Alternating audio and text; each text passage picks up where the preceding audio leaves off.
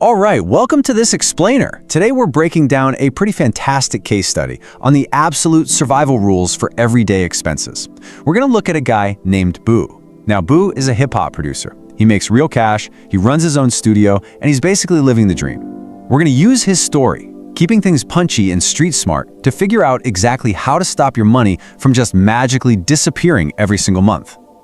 Okay, let's dive into this. Picture this scenario. Boo is highly successful. You've got these rich dads dropping off their kids at his studio, paying top dollar to turn them into world-famous rap stars. But then a crisis hits, like the fifth one this year.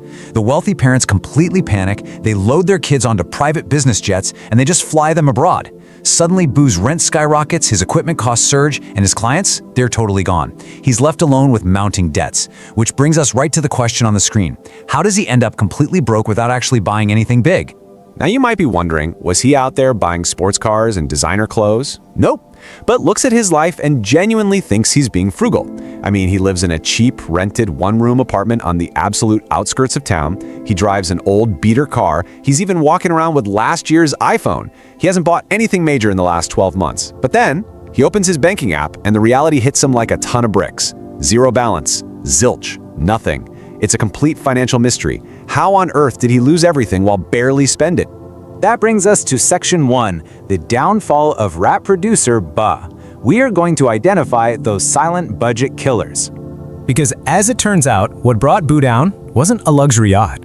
It was something much smaller, and honestly, much more dangerous. He dug into his purchase history and found the true culprits. It was the taxis he took just a couple of times a week, the weekend sushi deliveries, and this quote right here perfectly captures the danger. Small expenses are like holes in an inflatable boat. 1, 2, 3, and you go to the bottom. You don't sink because of one giant wave, right? You sink because you let these unchecked, tiny little expenses slowly fill your boat with water.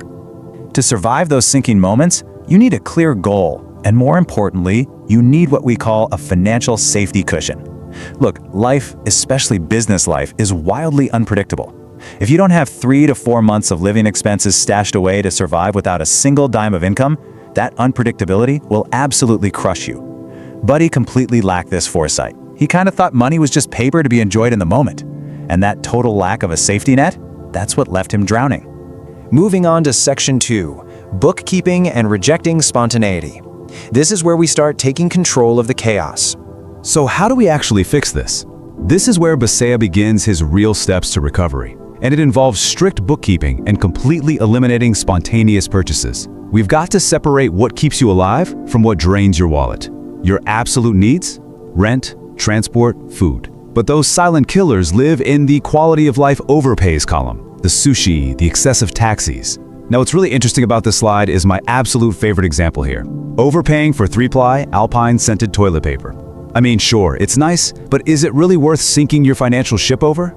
You absolutely must track everything to see exactly where you're overpaying for comfort. And that realization brings us to Principle 2. You need to become a predictable bore. Seriously, I ask you directly, do you track your sushi habits? Do you know exactly where your coffee money goes every week? Avoiding spontaneity doesn't mean you have to, wear dirty rags and never have any fun. It simply means you must plan fiercely. You literally have to become totally predictable to yourself. Let me show you exactly how this laser-focused shopping works in practice.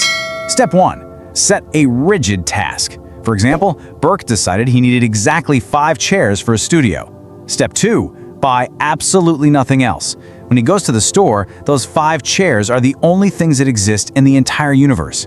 Everything else is invisible. Setting the strict mental boundary is what actively prevents those spontaneous financial leaks.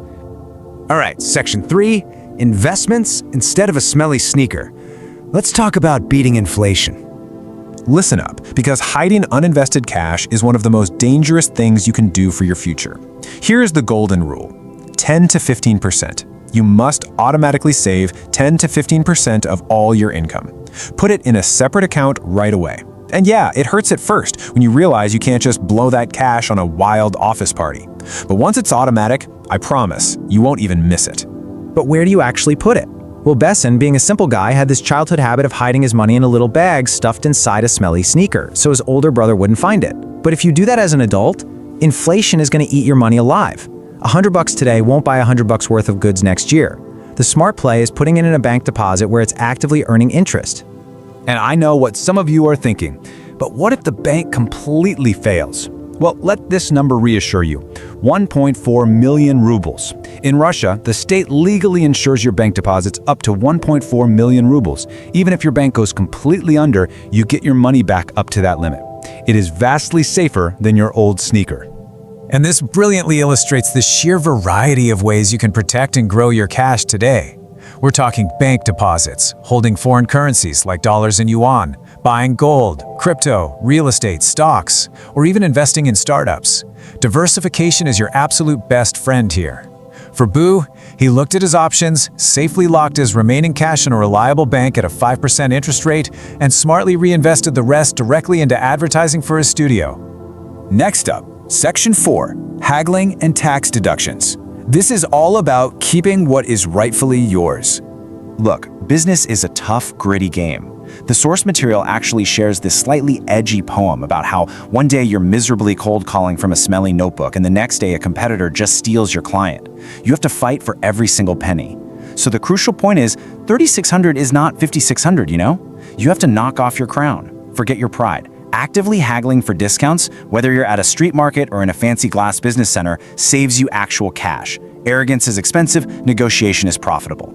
Next, you need to fight the government to get your money back. If you pay the standard 13% income tax, you absolutely must use these 5 deductions: property, social, investment, standard, and professional. This is literally taking your money back from the state. Now, a quick note here. Actually, if you're a freelancer or a sole proprietor, you are unfortunately out of luck on this one. But if you pay that standard 13%, claim it.